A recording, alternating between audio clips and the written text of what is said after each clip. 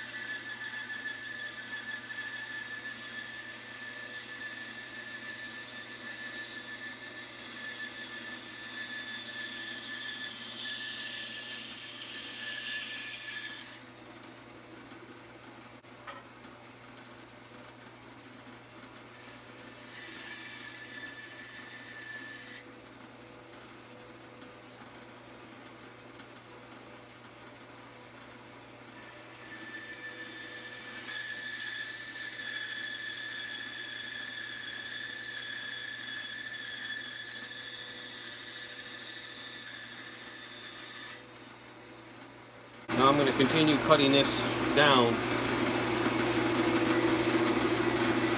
until I can get this below the wood line. So I didn't cut down as far as I had it marked originally just because of that reason.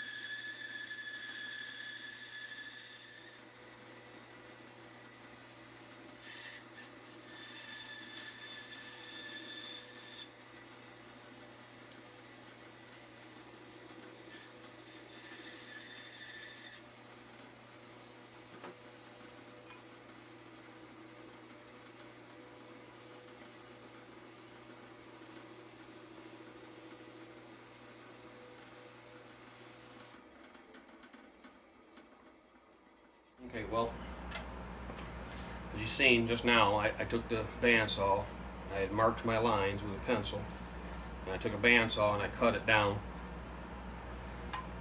Now I cut on the proud side of the line, so I could finish it in with a file and sandpaper. And I had to cut this down to get it down to the wood line. Now by doing that, my stock, I can take a lot off my stock now. Got to mark my center line, and this will help here because I can take all that stock off and actually make a cheek piece.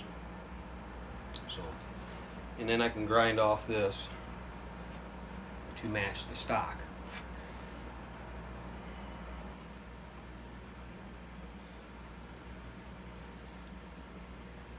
Now I got into the wood I wanted to leave right there.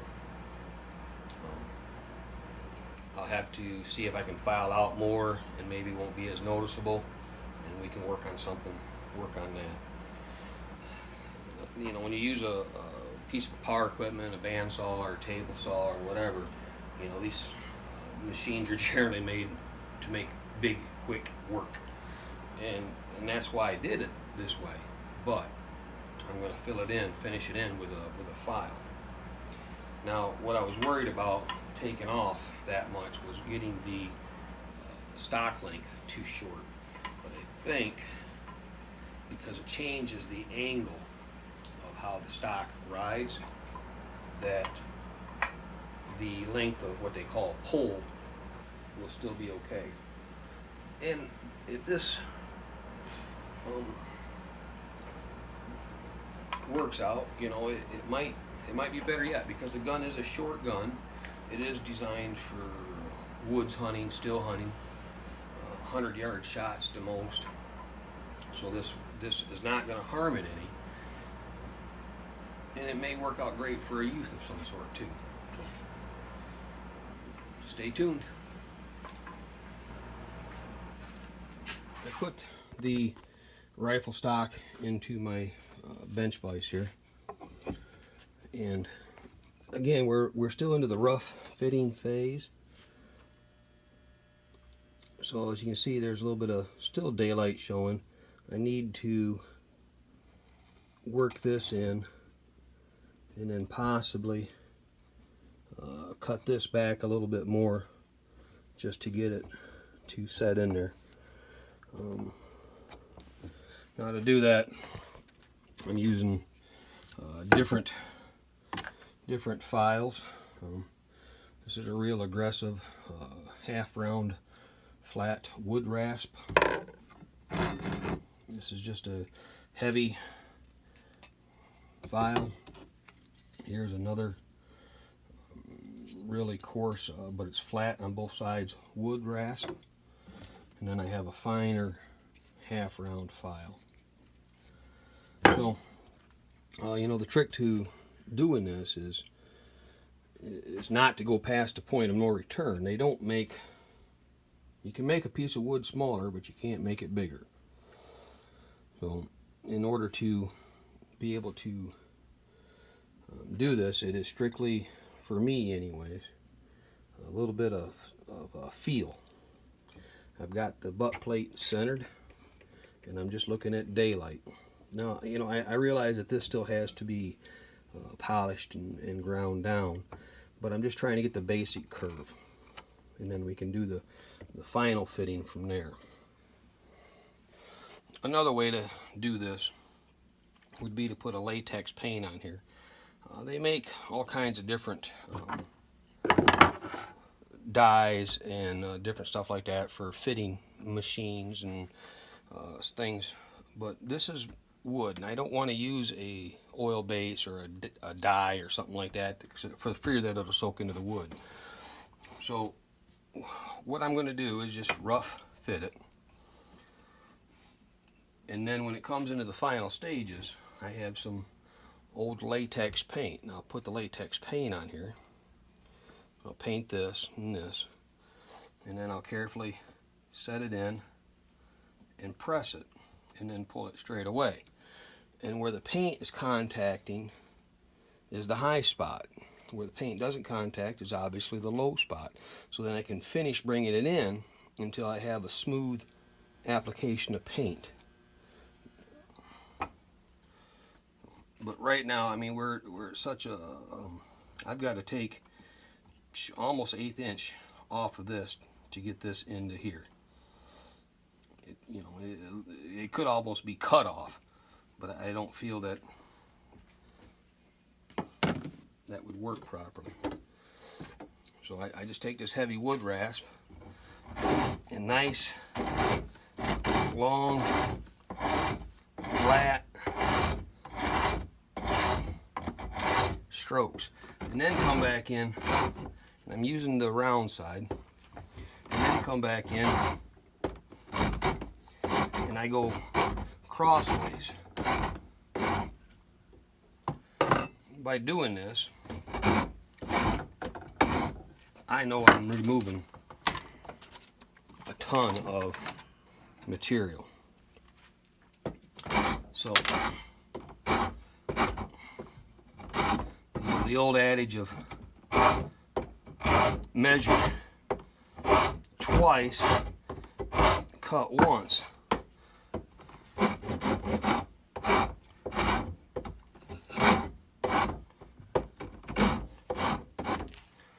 Comes into play, and I check it often. So I can see right now I'm still right here. I'm high. I got a little bit of daylight there and a lot of daylight there. So I want to bring this down. All is one. I'll bring this down here until I got flush marks, and then I just keep bringing it down until I can get this in. Now, in order to do that, I may end up having to cut this back or file this back a little bit more so this butt plate can go in further. And I would do that the same way I'm doing this. Let's just take the flat side,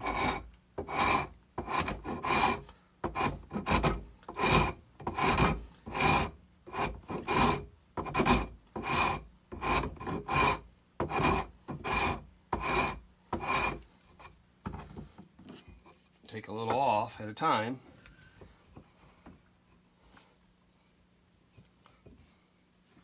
See, I got a little bit of a gap up here because I'm hitting here, which when I finish bringing this around, that will come off. And you can still see my original marker line where I used the bandsaw.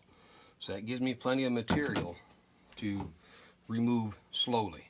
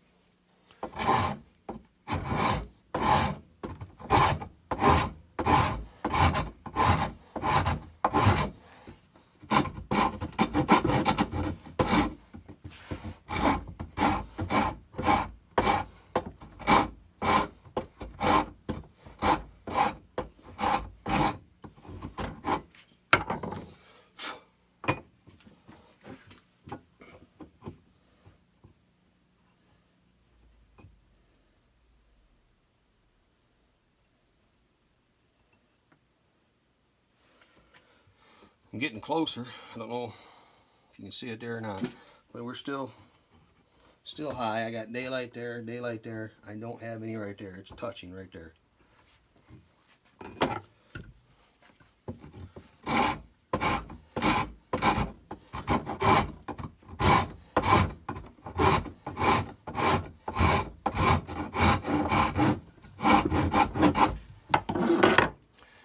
And this is the finer file.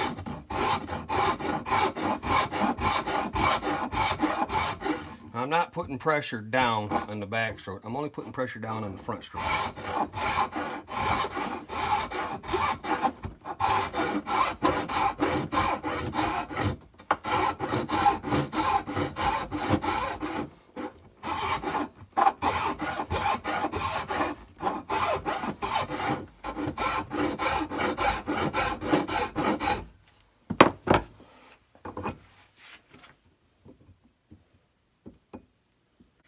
Now we're touching here and here.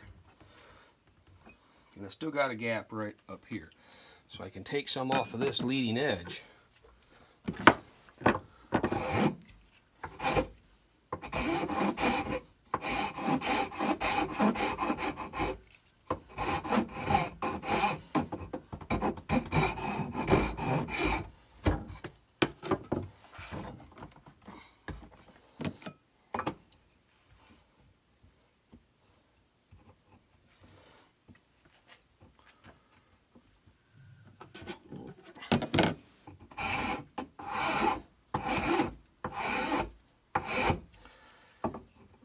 I don't want to take any off of here because I got here and here I'm touching. I want to bring it to this. So that's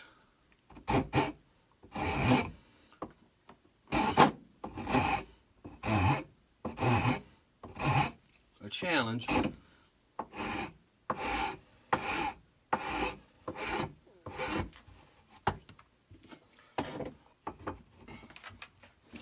do that.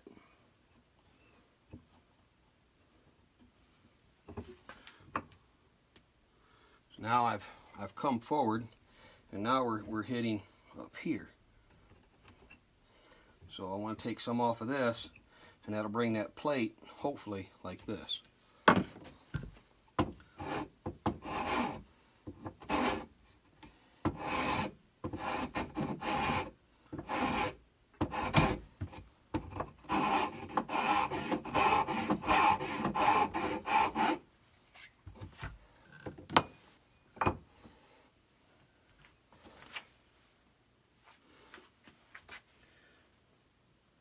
Now we're back to right here, and I've got this gap greatly reduced. So if I take a little bit off of here to here, we'll be almost there.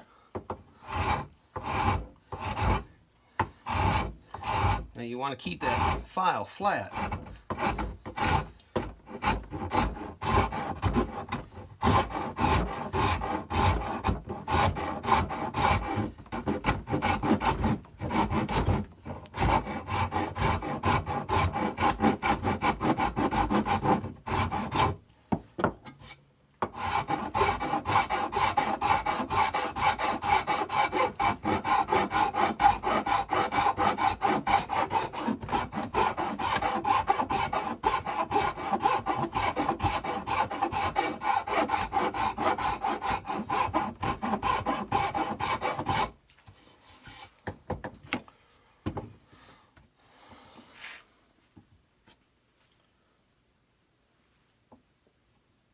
Now we're touching down here. I'm okay with what we're doing. And you can see the burn marks from the saw blades. So you can see that I'm not cutting into that.